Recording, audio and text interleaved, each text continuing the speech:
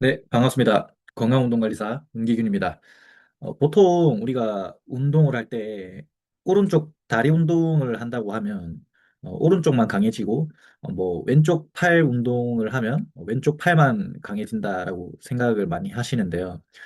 과학적으로 다리 운동을 열심히 하면 훈련하지 않은 팔 근육까지 근육의 기능이 좋아진다라고 말을 하고 있습니다. 이 개념을 vertical strength transfer라고 하는데요.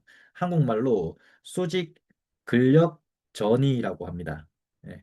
때문에 저는 운동을 가르칠 때 현재 당장 잘 사용하지 못하는 관절이라든지 뭐 그런 부위에 집착하기보다는 잘 되는 쪽 또는 다른 관절의 운동을 열심히 지키는 이런 전략을 많이 사용하기도 합니다.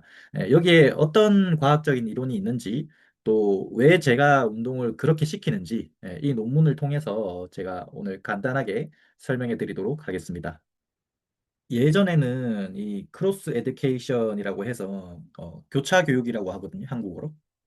이 신경계의 원리로 인해서 예를 들어서 오른쪽에 이렇게 훈련을 이렇게 열심히 하게 되면 이 운동을 하게 된 게 신경을 통해서 뇌로 갑니다, 뇌로. 그러면은 좌뇌에서 이렇게 반응을 하겠죠. 좌뇌에 운동피질이라는 곳을 이렇게 활성화를 시켜요. 운동피질. 근데 여기서 그치는 게 아니라요.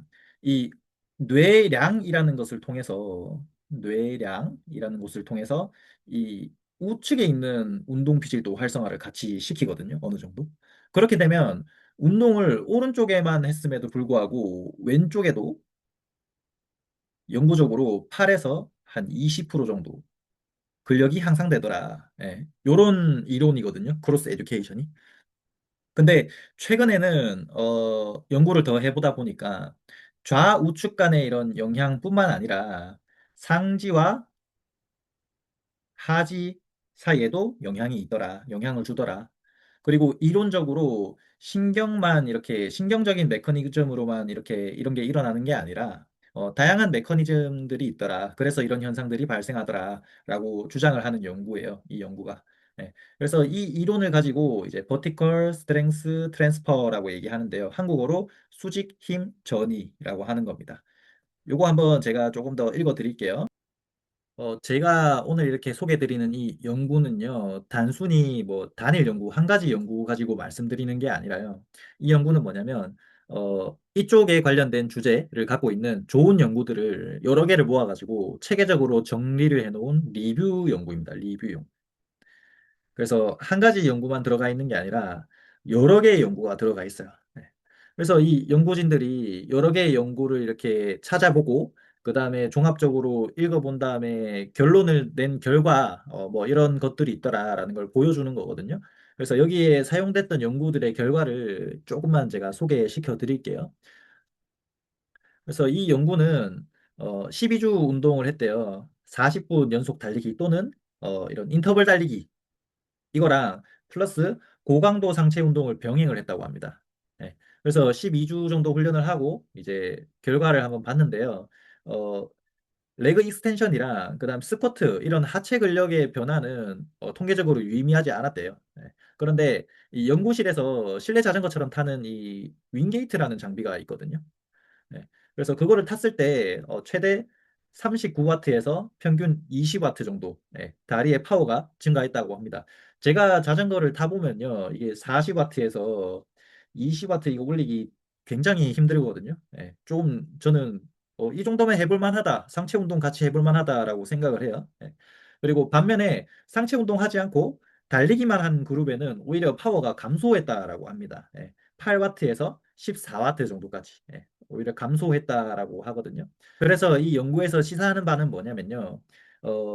이런 달리기, 그다음 뭐 사이클 같은 이런 지구력 운동이랑 그다음에 상체 근력 운동이랑 병행을 했을 때 다리 근섬유가 파워를 생성하는 이런 능력이 보존된다든지 오히려 좋아질 수 있다. 그리고 상체 근력 운동을 이렇게 같이 병행했을 때 허벅지 앞에 있는 근육의 이런 속근이라든지 지근들의 이런 감소를 방지한다. 이렇게 말을 하고 있어요. 이 연구는 14주간 운동을 했다라고 합니다. 14주간. 상체 근력 운동이랑 그다음에 사이클링 요것도 약간 긴 인터벌인데 요런 걸 병행한 결과 요번에는 노년층이라고 해요. 노년층. 네. 노년층 참가자들의 이 무릎을 펴는 근육이 좋아졌다. 근육의 기능이 올라갔다. 9에서 13% 정도. 네. 이렇게 얘기를 하고 있거든요. 그냥 뭐 자전거만 타고 이런 것보다 이 상체 근력 운동을 병행했을 때 효과가 더 좋다라고 말을 하고 있어요. 그리고 이 연구 같은 경우에는 이제 하체 근력 운동, 하체 저항 운동 후에 상체 저항 운동을 진행했을 때 훈련되지 않은 팔과 훈련된 팔 모두에서 근력이 좋아졌더라. 예. 특히 훈련된 팔의 경우에는 37% 증가했고, 그 다음에 훈련하지 않은 팔의 경우에는 10%까지 근력 증가가 관찰되더라. 그래서 운동을 할 때 버티컬 스트렝스 트랜스퍼의 이런 원리가 있으니까 이런 효과들을 볼 수 있더라. 운동 안 한 쪽도 운동을 다른 쪽에 이렇게 빡세게 하게 되면 효과를 보더라라고 하는 거거든요. 그런데 이제 무슨 운동이든지 간에 그저 뭐 따라하고 이런 거는 효과가 있을 수도 있지만 정말 내 걸로 만들기가 어려워요. 예. 그래서 어떤 운동이든지 어떤 테크닉이든지 항상 과학적인 원리를 내가 이해하고 있어야 내 운동에 응용이 가능하고 더 나아가서 좀 엉뚱한 운동, 엉뚱한 짓을 안 하게 됩니다. 예. 그래서 이 버티컬 스트렝스 트랜스퍼의 과학적 원리에 대해서 좀 이렇게 메커니즘을 제가 갖고 와봤는데요. 첫 번째 원리는 신경계랑 관련이 있는데요. 근력 운동, 저항 운동 이런 것들을 하게 되면 뇌에 근육으로 이렇게 보내는 신경 신호를 더 강하고 명확하게 이렇게 만들면서 즉 신경이 훈련이 되면서 운동하지 않은 부위라든지 방향 이런 쪽에도 신경 효율이 이렇게 개선된다고 합니다. 그로 인해서 더 많은 근육들이 그쪽에 동원이 되게 되고요. 이게 이제 운동하지 않은 관절이라든지 부위, 방향에 이런 근기능 향상을 불러오게 된다라고 하는 거거든요. 아까 앞서 설명드렸다시피 교차 교육에서 오른쪽 운동을 하게 되면 좌뇌에 영향을 주고요. 그래서 이 좌뇌에서 뇌량을 통해서 우뇌에 영향을 줘서 운동을 하지 않은 왼쪽 근육도 강화가 되더라, 잘 쓰이더라라고 하는데 이게 상호작용이 신경학적으로 좌측, 우측만이 아니라 상체,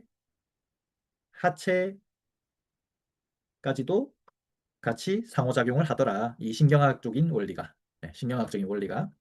그리고 두 번째 원리는요, 젖산이랑 관련돼 있는데요.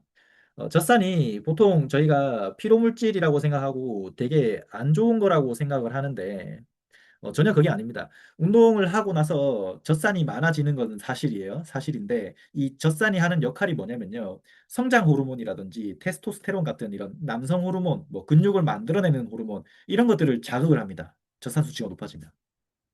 그게 이제 전신을 이렇게 순환하면서 훈련 부위 외에 운동을 하지 않은 그런 부위의 근육에도 단백질 합성이라든지 근육의 회복, 성장 이런 것들을 돕는 위성세포 활성화도 유도하게 된다라고 합니다. 예. 그리고 이 세 번째 원리로는요, 이 호르몬 신호가요, 근육세포 내부의 성장 스위치를 이렇게 건드린다고 해요. 예. 그렇게 건드리게 되면 단백질 합성을 직접적으로 촉진을 하게 되거든요. 이게 근육 성장을 이렇게 억제하는 요소들을 막아서 전신적인 근육 성장을 도와준다라고 합니다. 그래서 첫 번째는 이 신경계랑 관련이 있고요. 두 번째는 이제 젖산, 그다음 세포 이런 쪽으로 관련해서 내분비학적인 이런 영향을 주게 돼요. 그래서 운동하게 되면 이제 젖산, 호르몬, 신경 이런 쪽으로 자극을 주고 그게 이제 전신으로 순환이 돼서 이제 하체 운동만 했는데도 팔 근육이 강해지고 뭐 이렇게 상체, 하체, 좌우측 이렇게 서로 상호작용을 하더라. 이런 메커니즘입니다. 이제 요 연구는 좋은 점이 이렇게 또 초반에 키포인트를 이렇게 본인들이 이렇게 정리를 해줍니다. 요거를 제가 좀 설명을 해드리자면 상체 근력 운동을 달리기라든지 사이클링 훈련이랑 함께 수행을 하면 다리 근섬유에 유익한 전신적인 생리학적 효과를 가져올 수 있다. 라고 얘기를 하고요. 그 다음에 신체 한 부분, 예를 들어서 하체 운동을 이렇게 고강도 저항 운동을 하게 되면 이후에 훈련되는 다른 부위 신체 운동, 뭐 팔꿈치 근육 이런 것들의 근력을 촉진할 수 있다. 근력 발달을 촉진할 수 있다라고 얘기를 합니다. 그 다음에 하체 근육 운동을 이렇게 좀 고볼륨으로 가져갔을 때, 많이 했을 때, 이전에 혹은 동시에 훈련된 상체 근육군들의 근력도 같이 촉진할 수 있다라고 얘기를 하고요. 그다음에 하체 근력 운동만으로도 훈련하지 않은 상체 팔 근력 증가가 나타날 수 있다. 반대로 상체 운동을 했을 때 하체로 이렇게 전이 되는 거는 아직 그렇게 충분하게 연구되지는 않았다라고 얘기를 하고 있어요. 실질적으로 과학적인 연구들에 따르면요, 이 연구는 여러 이렇게 논문들을 종합한 결과를 따르면요, 총 24개의 연구가 들어갔다라고 하거든요, 이 연구 안에. 네, 대부분 연구들이 이제 하체 저항 운동 후에 상체 근력, 파워 이런 것들이 증가하는 현상이 나타났다라고 얘기를 하고요. 그 다음에 근육을 많이 사용하는 운동들 있죠. 대근육 운동, 다관절 운동 이런 것들이 내분비학적으로 이 호르몬들을 건드려서 운동을 하지 않는 측이라든지 뭐 아니면 운동을 하지 않는 이런 관절에 이런 근육에 긍정적인 영향을 주더라. 네. 그리고 이건 요즘 최신 연구들에서 자주 언급하는 부분인데요. 혈류 제한 트레이닝. 네. 이 혈류 제한 트레이닝을 적용한 운동에서 일반적으로 이 전이 효과가 더 크게 향상됐다라고 하는데 이게 연구에서 혈류 제한 트레이닝을 통해서 테스토스테론의 이런 반응이랑 좀 연관이 있지 않나 이렇게 얘기를 하고 있습니다. 요거 요즘 최신 연구에서 계속 언급하는 걸로 봐서는 요게 좀 트렌드인 것 같긴 해요. 혈류 제한 트레이닝. 네. 그다음에 물론 이 수직 힘 전이 효과, 네. 버티컬 스트렝스 트레이닝 이 효과가 없었던 연구도 있는데요.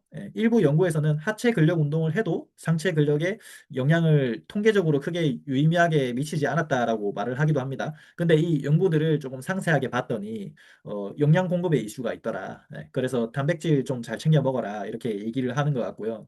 결론적으로 요 파트 결론적으로는 과학적인 이론적인 이런 것들을 모두 이렇게 감안했을 때 상체 운동을 해도 하체 근육에 영향을 미칠 수 있고요. 그 다음에 하체 운동을 해도 상체 근육에 영향을 미칠 가능성이 있다. 이런 이론들로 인해서 이렇게 정리를 하고 있습니다. 여기 이제 다시 정리한 내용으로 한번 돌아와 보면요. 한번 더 설명해 드릴게요. 실제로 상체 근력 운동을 달리기나 사이클 같은 하지를 많이 사용하는 운동이랑 병행을 하면요. 하지 근섬유에 유익한 전신적인 생리학적 효과를 가져올 수 있다라고 말을 하고 있고요. 그 다음에 특정 부분, 특정 부위에 고강도 저항 운동을 하게 되면 다른 신체 부위에도 근력 발달을 촉진할 수 있다. 예를 들어서 하체 고강도 운동을 빡세게 이렇게 저항 운동을 하게 되면 팔을 구부리는 근육의 근력 발달도 촉진할 수 있겠다. 이렇게 말을 드리고 싶어요. 또 하체 운동을 많은 볼륨으로 하게 되면 신경, 호르몬 이런 활성들이 좀 전신에 이렇게 활성화돼서 그날 같이 훈련한 부위 또는 며칠 전에 훈련했던 다른 부위에 이렇게 적응 효율을 높여줄 수 있겠다. 앞서 설명드린 메커니즘 있죠. 이 신경학적인 부분, 내분비학적인 부분, 세포학적인 부분 이런 원리 덕분에 하체 근력 운동만으로 훈련하지 않은 상체 근력 증가가 나타날 수 있다. 반대로 상체 근력 운동을 했을 때 하체 근력으로의 이런 전이 효과는 아직 연구가 그렇게 많이 충분하지 않다. 하지만 이런 메커니즘을 생각해 봤을 때 하지 운동을 아예 못하는 상황이라면 상지 운동이라도 열심히 하는 게 재활 운동이라든지 기능 운동 뭐 아니면은 스트렝스 이런 쪽으로도 더 긍정적인 영향을 미칠 수밖에 없겠다. 결국은 안 하는 것보다 훨씬 낫다 이런 말씀 드리고 싶습니다. 이런 원리를 이용해서 현장에 어떻게 좀 이것들을 사용할 수 있을지 예를 들어서 좀 설명해 드리고 오늘 마무리하겠습니다. 운동선수 또는 뭐 운동을 즐기는 일반인 건강을 위해서 운동하셔야 되는 분들 뭐 모두 이제 어느 부위에 이런 부상이 있고 뭐 또는 통증이 있어서 불편함 이런 것 때문에 운동이 제약이 되고 이런 경우에 다른 부위의 운동이라든지 건측 부위의 운동을 좀 이렇게 잘 해주면 환측 부위의 기능 저하를 매우 이렇게 최소화시킬 수가 있고요. 여기도 보면 근기능 저하 방지가 가능하다라고 하고요. 그다음에 운동 루틴을 정할 때 이렇게 편식하지 마시고 나는 팔이 약점이니까 뭐 팔 운동만 더 해야지 이렇게 생각하시기보다는 약점 부위 전날이라든지 약점 부위 운동 전에 대근육을 많이 사용하는 관절을 좀 많이 사용하는 이런 저항 운동들을 좋은 볼륨이랑 같이 운동해 주시면 아마 조금 더 도움이 되실 것 같습니다. 그리고 유산소 운동하시는 분들도 어, 사이클 장거리 달리기 이런 거 한 후에 상체 저항 운동 이렇게 같이 넣어주면 아까 말씀드렸다시피 하체도 더 좋아지더라라고 이런 결과가 있으니까 이런 전략들을 한번 잘 사용해 주시면 좋을 것 같고요. 결론은 이렇습니다. 운동 가리지 말자, 편식하지 말자, 그리고 당장 안 되는 거 있으면 잘 되는 거 열심히 많이 하자. 이런 메시지 드리면서 오늘 마무리하도록 하겠습니다. 요 연구가요. 이 연구가 생각보다 양이 꽤 많아요. 총 31페이지거든요. 31페이지거든요. 그래서 이 모든 내용을 자세하게 다루지는 못했는데요. 이 자료 만드는데도 양이 너무 많아가지고 어떤 내용을 줄이고 어떤 내용을 좀 이렇게 넣고 쉽게 설명해야 될지 이런 고민을 상당히 많이 했었던 것 같습니다. 한번 요거를 자세히 꼼꼼하게 읽어보고 싶으신 분들은 아래 설명란에 제가 네이버 블로그 주소라든지 인스타 주소를 남겨놓을 테니까 비밀 댓글이라든지 아니면은 이 DM으로 이메일 주소 보내주시면 이 연구 어떻게 찾아서 읽는지, 읽는 방법이라든지 이런 거 제가 좀 알려드리도록 할 테니까, 그렇게 한번 보내주시면 좋을 것 같습니다. 오늘 영상은 여기까지입니다. 감사합니다.